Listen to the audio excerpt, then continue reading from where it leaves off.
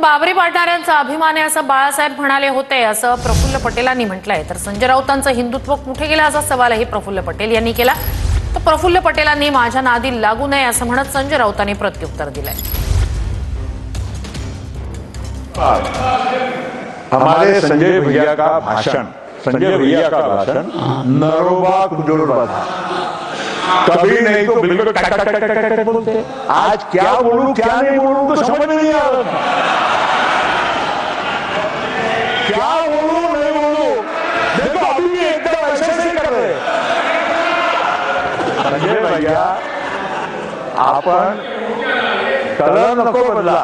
प्रफुल्ल पटेल सारखे लोक हे कोणाचे नाही, ते दलाल आहेत। आणि मी प्रफुल्ल पटेलला सांगतो, माझ्या नादाला लागू नको, नागडा करेन। तिथे भाजपच्या लोकांना चमचेगिरी करून दाखवत होते काल, त्यांची जर मी इतिहास काढायला लागलो सगळा, त्यांना महाराष्ट्र सोडून जावा नाही, मी आत्ता सांगतो। आणि हिंदुत्वाचा संबंध काय असाही ते प्रश्न आता तुम्हाला उपस्थित करा। तुम्ही जी पोस्ट केली त्यावर कोण करताय? संजय राऊत ठाकरे गटात कोण आहे? तुम्हाला मी 10 वेळा सांगितलंय, माझ्या लेवलचे प्रश्न विचारत जा, नाही तर मला तुमच्या बुद्धीची क्यू करावी लागेल। आणि हे लोक देवेंद्रजीच्या बाजूला बसणार, काय लेवल आहे का फडणवीसांची?